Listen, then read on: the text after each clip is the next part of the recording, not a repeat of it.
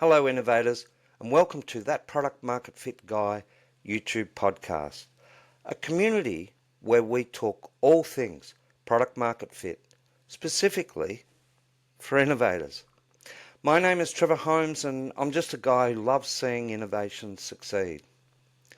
My aim is to make today a turning point for you.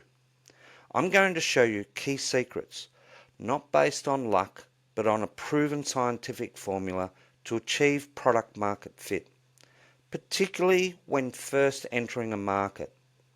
And with this knowledge and skill, you'll be able to repeat this time after time after time. And I'll show you why a big jar of multicoloured jelly beans versus a small jar of only green jelly beans matters for your go-to market strategy. So stick around. Over the last couple of decades working with innovators, I've seen both failures and I've seen big wins. And together, during the course of all these episodes, we'll be learning from both. Now let's get into today's topic. Product market fit explained with a key message to stop wasting time on the wrong markets. Product market fit, the phrase is pretty descriptive, don't you think? It's about fitting your product into the right market. By definition, it's how well a product meets the needs of its target market. But it's more than that. To me, it's like a space that exists in the customer's mind. When they think of a job they need to get done, they think of a brand that suits their needs the best. Here's a quick test for you. Think of a job you need to get done today. What's the first tool, product, or brand that comes to mind? Why do you trust that brand? Is it because it's easily accessible, or is it just simple to use? Or maybe it's not actually the best out there, but it's good enough for your needs and it's within your budget. Here's the key point I hope you're initially seeing. There's a direct causality relationship between jobs the customers need to get done and the brand that pops into their heads when that need arises. As a disruptive innovator, you win the product market fit game when buyers are frustrated with how they currently do a job and your brand becomes their go-to solution. Okay, now that you know what product market fit is, let's talk about where it applies. These big things called markets. Every buyer, whether they're a consumer or a business, has their own little quirks that influence what they prefer to buy. Now let's go back to the PMF, the product market fit definition. The key word in that is target. What we call headline markets include what you hear many people refer to as markets like construction, health, manufacturing, logistics. These are all huge markets.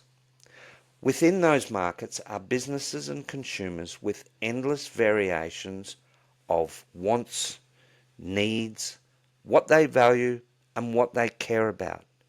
And the reality is that almost always, not everyone will initially identify their needs with your brilliant idea.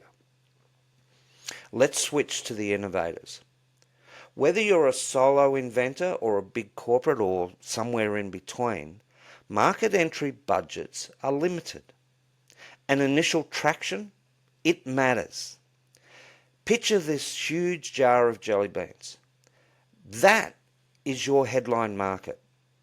The small number of green ones that you can see in there, they represent people who deeply need, want, value, and care about your innovative solution, because they are so frustrated with how they have to get that job done now. For their own personal reasons, everyone else, all the other colours other than green, are not ready for your solution. At least not just yet. Keep in mind we are talking about being able to gain rapid adoption when you are first entering the market. Now look at the smaller jar. All green jelly beans. Fantastic. That's your ideal niche. This segment of the market have common jobs they're wanting to get done, and they experience common problems in being able to do those jobs faster, easier, and more accurately, and at a lower cost. So what's the smarter way when you are first entering a market with your innovative idea?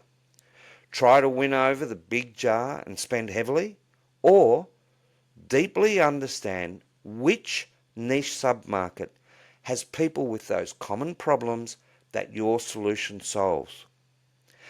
By doing so, you're giving them access to a solution they can afford, is simple to use, and it gets the job done perfectly to their needs. That smaller jar, that's where your early traction lives. My key message is stop wasting your scarce resources where your product market fit does not exist yet.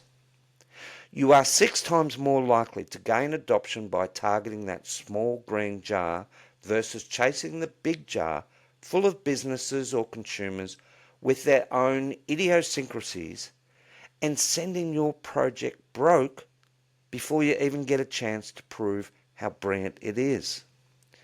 Some of you might be thinking, yeah, but everyone's going to love my innovation. All right, I get it. It is intuitive to think that way, and it is great to have that sort of confidence. But those in that 80 to 90% of innovations that have failed also thought that to be the case.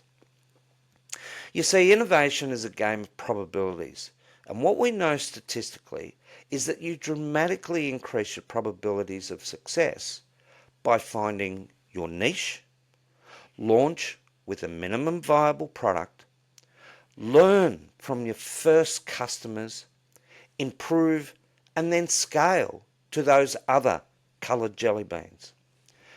As I said in the beginning, this is a repeatable scientific formula across almost all go-to-market strategies.